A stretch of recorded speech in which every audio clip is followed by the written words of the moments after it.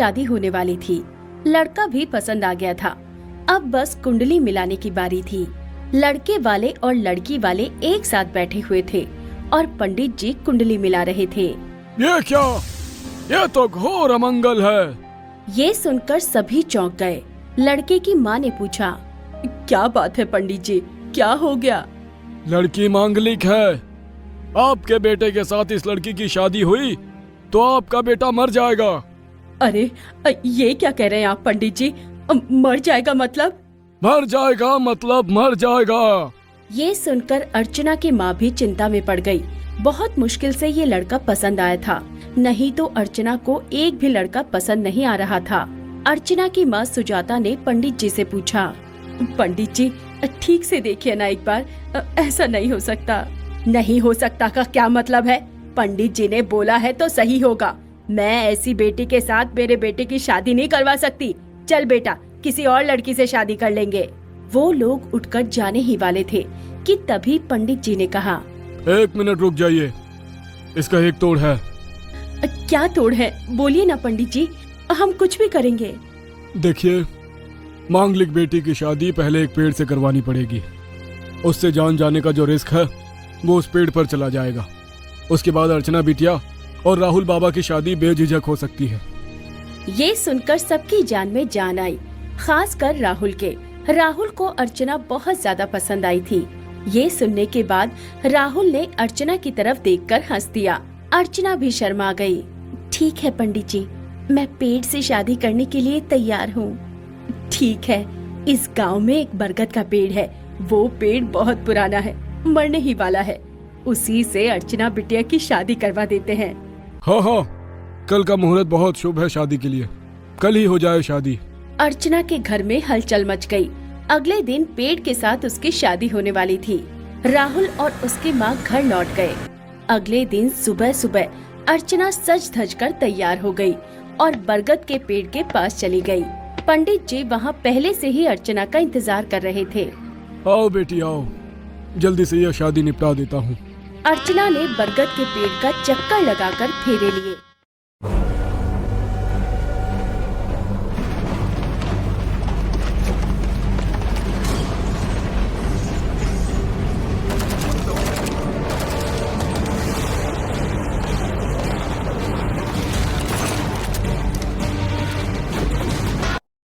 अर्चना ने बरगद के पेड़ का चक्कर लगाकर फेरे लिए।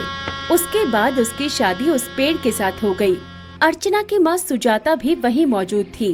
पंडित जी ने सुजाता से कहा, बहन जी, आज अर्चना बिटिया पूरा दिन कमरे के अंदर ही रहेगी। कोई उसके कमरे में नहीं घुसेगा, नहीं तो सब कुछ गड़बड़ हो जाएगा। खाना वाना उसके कमरे के अंदर ही रख देना। एकदम कल सुबह ही आप लोग अर्चना बिटिया का चेहरा देख सकेंगे। ठीक है पंडित जी, बेटी की जिंदगी का सवाल है, आज उसके कमरे में कोई नहीं घुसेगा। अर्चना अपने कमरे में घुस गई। सुजाता ने कमरे के अंदर ही पूरे दिन का खाना दे दिया और सुजाता ने बाहर से दरवाजा बंद कर दिया। अभी खाने का मन नहीं हो रहा, नींद आ रही है, सो जाती हूँ। अर्चना सो गई। शादी के लिए उसे सुबह जल्दी उठना पड़ा था। उसकी आंख लग गई, लेकिन कुछ ही देर बाद खाना चबाने की आवाज से उसकी नींद टूट गई। अरे, ये खाना चबाने की आवाज कहाँ से आ रही है? आवाज तो कमरे के अंदर से ही आ रही है। अर्चना उठ गई और उसने जो देखा उससे तो उसके होश ही उड़ गए। कमरे में टेबल पर खाना रखा हुआ था। उसने देखा कि एक उसी की उम्र का लड़का कुर्सी पर बैठकर टेबल से खाना लेकर खा रहा था। डर के मारे अर्चना के रोंगटे खड़े हो गए। कौन हो तुम? अर्चना बहुत डरी हुई थी। वो किसी को बुला भी नहीं सकती थी क्योंकि पंडित जी ने मना किया था। अर्चना को ऐसे देखकर उस लड़के ने कहा, अरे उठ गई तुम सोई हुई थी इसीलिए मैंने तुम्हें नहीं बुलाया, लेकिन मुझे बहुत भूख लगी थी इसलिए खाना खाने लग गया। कितने दिनों बाद खा रहा हूँ ये सब। 100 साल तो हो ही गए होंगे। 100 साल? कौन हो तुम? कमरे के अंदर कैसे आए? कमरे का दरवाजा तो बंद है। मेरे आने जाने के लिए दरवाजा का खुला रहना जरूरी नहीं है। मेरा नाम मनोज है, डरो मत, मैं तुम्हें चोट नहीं पहुंचाऊंगा। मनोज? मैं किसी मनोज को नहीं जानती। जानोगी कैसे? जब मैं मरा था तब तुम्हारा जन्म भी नहीं हुआ था। अर्चना और ज्यादा डरने लगी और डर के मारे उसके आंसू निकल गए। मर गए थे? मतलब तुम भूत हो क्या? हाँ, मैं आत्मा हूँ और तुमने कुछ देर पहले मुझसे ही शादी की है। मतलब सुनो फिर। मनोज अर्चना से सब कुछ कहने लगा। इसी इलाके में आज से 100 साल पहले मनोज रहता था। वो साधारण घर का लड़का था। स्कूल पास करने के बाद उसे एक दुकान में नौकरी मिल गई थी। वो दुकान में बैठकर हिसाब किताब करता था। एक दिन दुकान पर एक लड़की आई। उस लड़की का नाम रेखा था। रेखा बहुत सुंदर थी। रेखा को देखते ही मनोज उसके प्यार में पागल हो गया। अरे, ये लड़की तो बेहद सुंदर है। अप्सरा है, अप्सरा। रेखा को भी मनोज पसंद आया। रेखा हर रोज कुछ न कुछ लेने के बहाने दुकान पर आने लगी। एक दिन मनोज ने हिम्मत जुटाकर पूछ ही लिया। तुम्हारा नाम क्या है? मेरा नाम रेखा है, जमींदार की बेटी हूँ। अच्छा, जमींदार की बेटी होकर रोज खुद दुकान पर आती हो? नौकर चाकर नहीं है क्या? हाँ, नौकर तो हैं, लेकिन मुझे इस दुकान पर आना अच्छा लगता है। वो क्यों? क्योंकि मुझे तुम बहुत अच्छे लगते हो। अब तो मनोज भी शर्मा गया और उसके बाद मनोज और रेखा का चक्कर चलने लगा। एक दिन रेखा ने मनोज से कहा, मनोज, मेरे घर वाले कभी भी इस रिश्ते को स्वीकार नहीं करेंगे, लेकिन मैं तुमसे बहुत प्यार करती हूँ। चलो ना, भागकर शादी कर लेते हैं। हाँ ठीक है, लेकिन तुम मेरे गरीब खाने में रह सकोगी ना? हाँ मनोज, मैं तुम्हारे लिए कुछ भी कर सकती हूँ। दोनों ने भागकर शादी का प्लान किया। अगले दिन मनोज शादी के जोड़े में मंदिर के बाहर रेखा का इंतजार करने लगा, लेकिन उधर घर से निकलते वक्त रेखा पकड़ी गई। उसके बैग के अंदर से शादी का जोड़ा मिला और उसके पिता को सब कुछ पता चल गया। जमींदार की बेटी होके तो उस गरीब नौकर से शादी करने चली थी? हाँ, मैं मनोज से प्यार करती हूँ और मैं उसी से शादी करूँगी। नहीं, तेरी शादी मैं करवाऊंगा। मैं शादी नहीं करूँगी किसी और से, मैं मर जाऊंगी, लेकिन मैं मनोज के सिवा किसी और से शादी नहीं करूँगी। अच्छा, ऐसी बात है? तुझे मेरी इज्जत का कोई परवाह नहीं है? ठीक है, तो फिर तू मर जा।